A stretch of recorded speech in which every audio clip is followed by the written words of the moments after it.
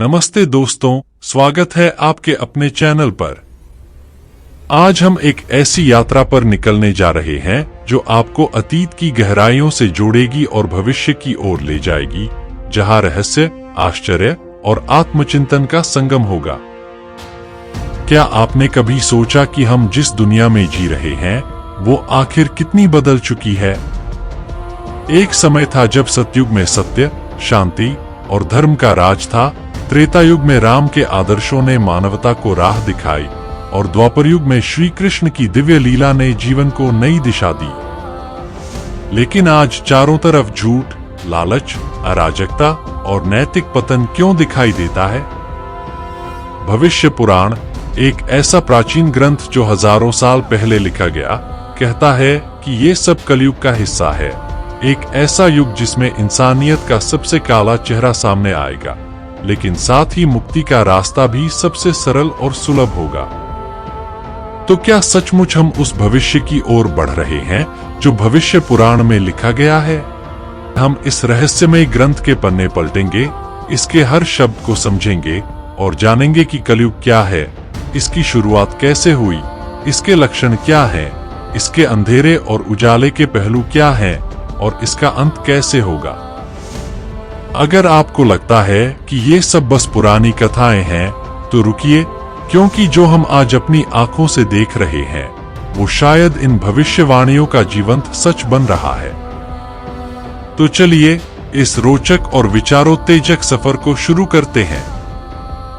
सबसे पहले आइए समझते हैं कि भविष्य पुराण क्या है और क्यों ये इतना महत्वपूर्ण है। ये हिंदू धर्म के 18 प्रमुख पुराणों में से एक है, जिसे महर्षि वेदव्यास ने अपने दिव्य ज्ञान से रचा। इन पुराणों में इतिहास, दर्शन और भविष्य की भविष्यवाणियों का अद्भुत मेल है, लेकिन भविष्य पुराण को खास बनाता है इसका नाम, भविष्य, यानी जो अभी आने वाला है। इस ग्रंथ में 4 युगों, सतयुग, त्रेता युग, द्वापर युग और कलयुग के बारे में विस्तार से वर्णन किया गया है, और इनमें से आज हम जिस युग में हैं वो है कलयुग। ये ग्रंथ न केवल अतीत की गाथाएं सुनाता है, बल्कि भविष्य के संकेत भी देता है, जो हमें सोचने पर मजबूर कर देता है। इसकी भाषा प्रतीकात्मक है, लेकिन इसके संदेश गहरे और सारगर्भित हैं। कलयुग को अधर्म और पाप का युग माना गया है, लेकिन साथ ही इसमें आध्यात्मिक जागरण के अवसर भी छिपे हैं। तो आइए पहले इसकी शुरुआत की कहानी को समझते हैं, जो हमें इतिहास और पौराणिक कथाओं में ले जाएगी। भविष्य पुराण के अनुसार कलयुग की शुरुआत तब हुई जब भगवान श्री कृष्ण ने इस धरती को अलविदा कहा। महाभारत का भीषण युद्ध, जिसमें कुरुक्षेत्र की धरती खून से लाल हो गई, खत्म हुआ। इस युद्ध में भाई भाई लड़े, परिवार बिखरे और धर्म की रक्षा के लिए अर्जुन को श्री कृष्ण की गीता का उपदेश सुनना पड़ा। लेकिन जब युद्ध समाप्त हुआ और श्री कृष्ण द्वारका से चले गए, तो द्वापर युग का अंत हो गया। कहते हैं कि 3102 ईसा पूर्व जब श्री कृष्ण स्वर्ग लोक चले गए, उसी क्षण से कलयुग ने धीरे धीरे अपने पांव पसारने शुरू कर दिए। इसकी शुरुआत एक शांतिपूर्ण विदाई से हुई, लेकिन इसके बाद जो बदलाव आए वे धीरे धीरे मानवता को नई दिशा में ले गए। इस युग की कुल अवधि है 4,32,000 साल। जी हाँ, ये एक ऐसा विशाल समय है कि इसे सोच पाना मुश्किल है। और अभी तक इसमें से सिर्फ 5,000 साल ही बीते हैं।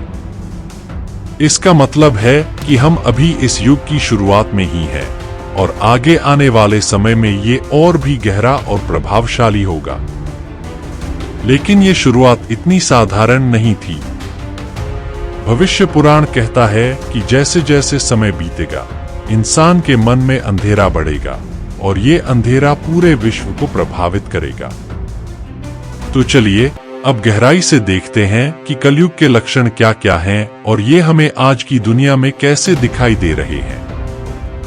भविष्य पुराण में कलयुग के बारे में जो लिखा है वो सुनकर आप हैरान रह जाएंगे, क्योंकि ये आज की दुनिया से कितना मिलता जुलता है। इस ग्रंथ में कहा गया है कि कलयुग में धर्म के 4 पैरों सत्य, दया, तप और दान में से सिर्फ एक पैर सत्य ही शेष रहेगा और वो भी कमजोर पड़ जाएगा। लोग झूठ बोलने, धोखा देने और स्वार्थ में डूबने लगेंगे। परिवारों में प्रेम और सम्मान गायब हो जाएगा। बच्चे माता पिता का आदर नहीं करेंगे और माता पिता भी अपने बच्चों से दूर हो जाएंगे।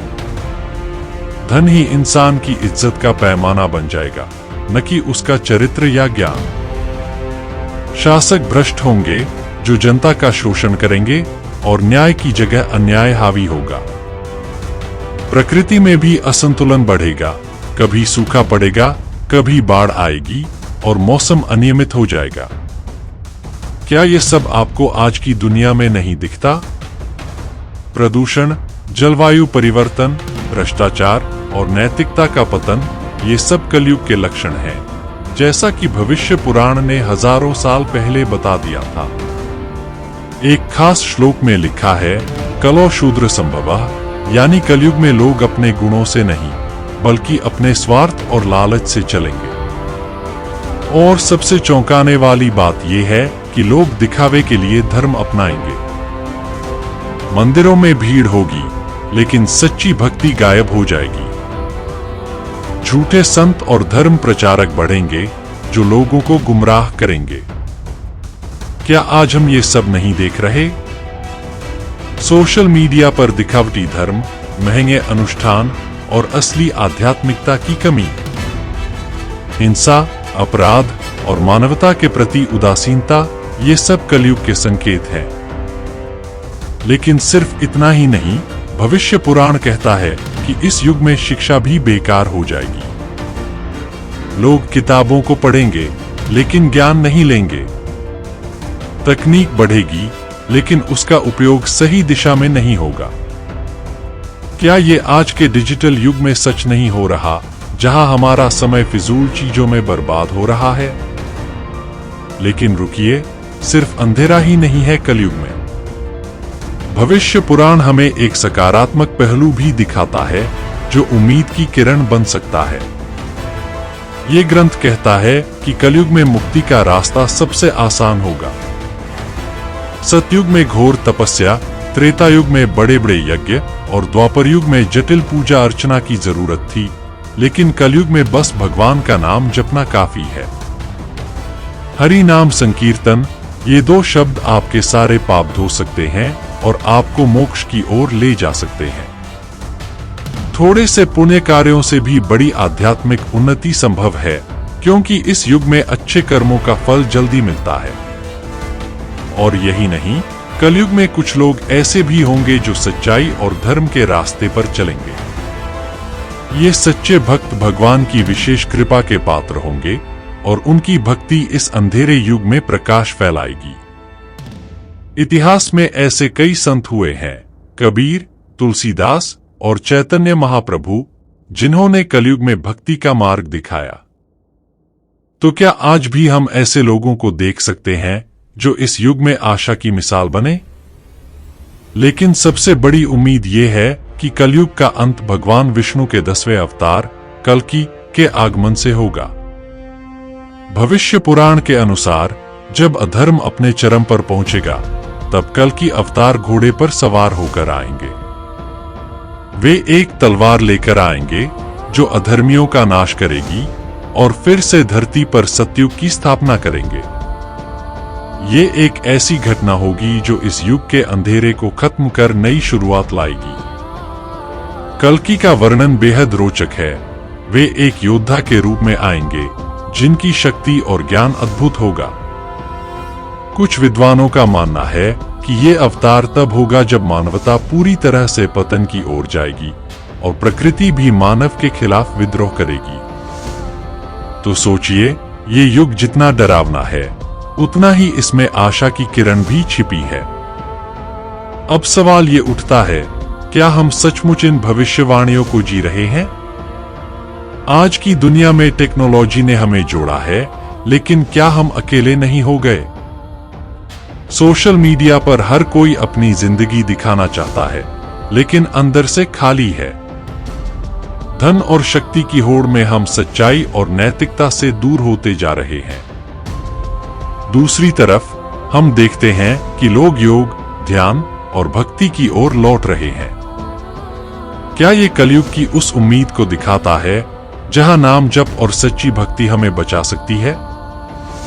पर्यावरण का विनाश और प्राकृतिक आपदाएं, क्या ये भविष्य पुराण की भविष्यवाणियों का हिस्सा नहीं है? वैज्ञानिक कहते हैं कि जलवायु परिवर्तन गंभीर हो रहा है और हमारी जीवन शैली इसे और खराब कर रही है। क्या ये उसी असंतुलन का संकेत है जो ग्रंथ में बताया गया है? और क्या तकनीक का दुरुपयोग, जैसे साइबर क्राइम और फर्जी खबरें, कलयुग के उस झूठ के प्रतीक नहीं है जो हर जगह फैल रहा है? तो दोस्तों, भविष्य पुराण की ये भविष्यवाणियां हमें एक गहरा सबक देती हैं। कलयुग का अंत तब होगा जब कल की अवतार आएंगे, लेकिन तब तक हमारे हाथ में है कि हम इस युग को कैसे जीते हैं। क्या हम अधर्म के साथ बह जाएंगे या धर्म और भक्ति का रास्ता चुनेंगे? ये हमारी पसंद पर निर्भर करता है।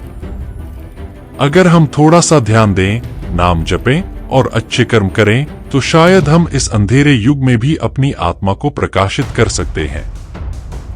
इतिहास गवाह है कि कठिन समय में भी संतों और साधुओं ने मानवता को राह दिखाई है। क्या हम भी अपने छोटे छोटे प्रयासों से इस युग को बेहतर बना सकते हैं?